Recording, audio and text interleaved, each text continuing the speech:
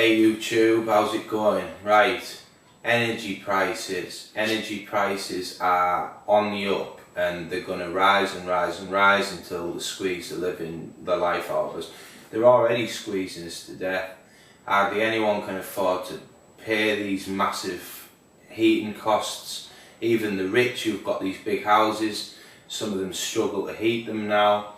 And there's no reason for it. These companies are announcing vast profits and yet they're raising the energy prices all the time onto the consumer, and they're saying, well, we need to. No, they don't need to. It's pure greed. And even, I mean, the price of like petrol and oil and so on, well, didn't we fight the Iraq war for the oil? Well, in that case the price should have come down, shouldn't it, at least? But no, it hasn't. It's gone up, and it goes up and up and up. And it's because these people are in the mindset of doing it. They think, well, we always get away with it, so why not? And I noticed Labour's like answer to this, Labour's big ne'er-do-well policy is to we're going to freeze energy prices, like after the election, right? So these companies are just going to raise them and raise them and raise them, even though that policy's bullshit anyway, because people can't afford to pay the prices now. So there's no benefit in freezing energy prices. We need the energy prices to come down, or we need to say that it's a human right for someone to keep warm, sod the environmental laws, and we need to be allowed to use our fireplaces again in Britain. When I was a kid in the 1980s, I still remember the coal man used to come round and people used to burn coal in the fire, and you know, that was a sort of a right. Not that I'm against environmental issues. I think there are issues with the environment and we need to look at them, but when it comes to people freezing to death in their own homes, I think it's about time that we're allowed to burn solid fuel again in our homes. The smog never used to bother me when I was a kid, so you know, obviously things are much cleaner now, but at the end of the day you've got to keep warm, you've got to be sensible.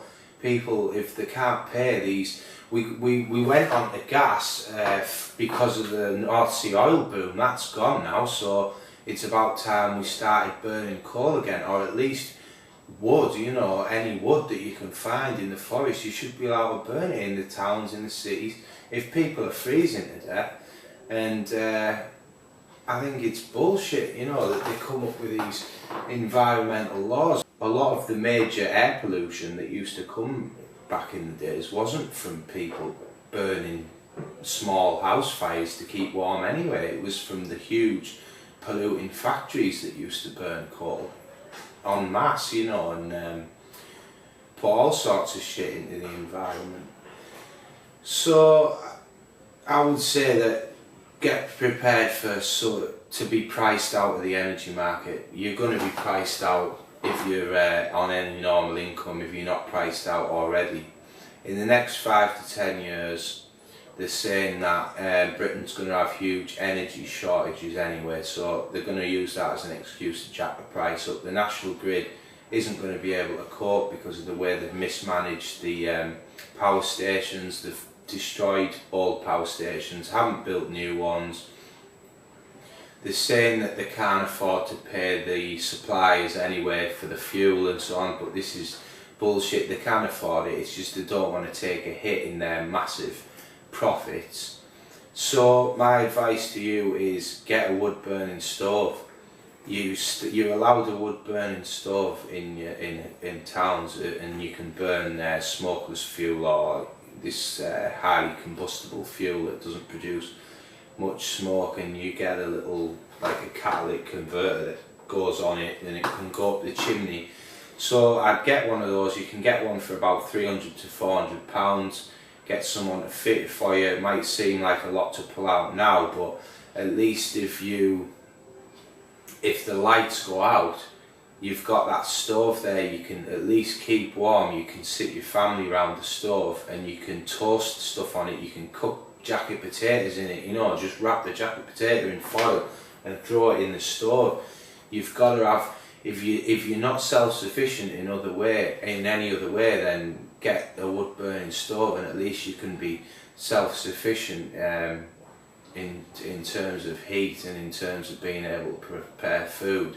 And I reckon in the next 5 to 10 to 20 years, it might actually be the difference between life and death for some people. It's probably the difference between life and death for some people now, without dramatising that too much. There are people in Britain every year who die because they can't afford to put the heat on. Whereas if they had a wood burning stove, they could probably take the dog for a walk, pick up some sticks, come back, put it in the wood burning stove. So, and since cave times, since the dawn of man, a man's been allowed to make a fire, you know, to heat himself and his family. And I don't think that they should be allowed to stop people doing that. So get yourself a wood burning stove. If they won't let you have an open fire, you can at least get a stove. So get a stove and take care. See you later, YouTube.